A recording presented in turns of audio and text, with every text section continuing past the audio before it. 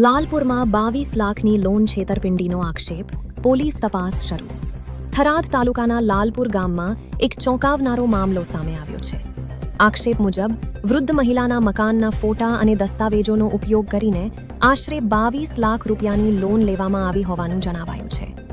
મહિલાએ દાવો કર્યો છે કે તેમની જાણ અને સંમતિ વિના આ કાર્યવાહી કરવામાં આવી હતી.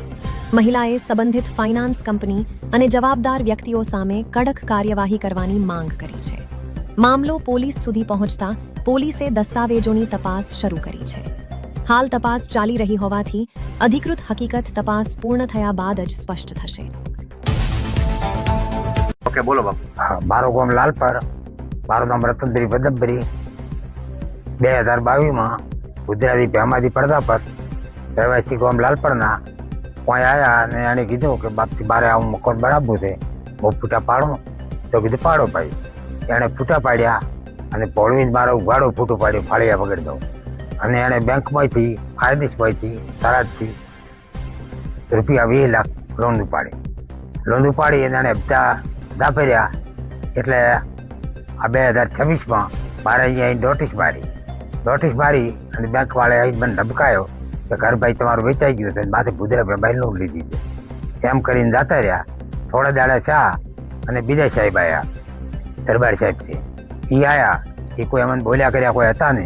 એમ કીધું કે બાપથી નોટિસ ઉખાડી લ્યું. એ વખતે મેં નોટિસ ઉખાડવાની ના પાડી. એટલે સાહેબે કીધું કે તો નોટિસ ના ઉખાડવા છે, ફૂટો પાડવા જો.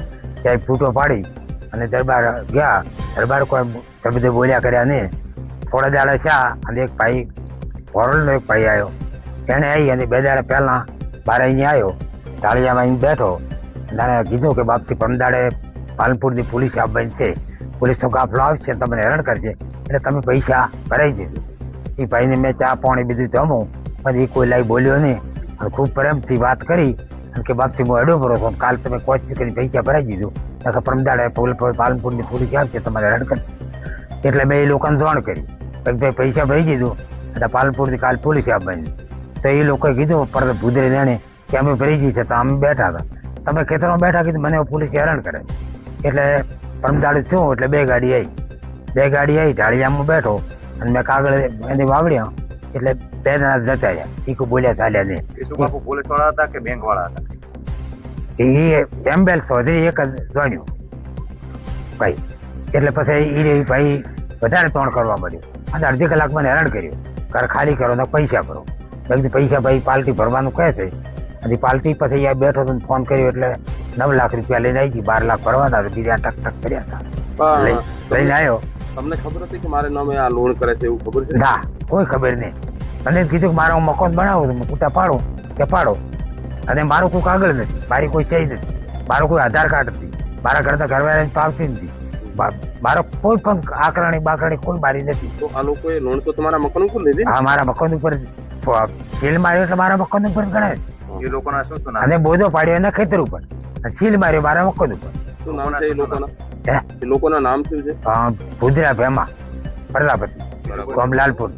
બીજું કોણ છે? અને અંદર તો ડોડિયાનો ભાવેશભાઈ ભેરાભાઈ ઠાકોર.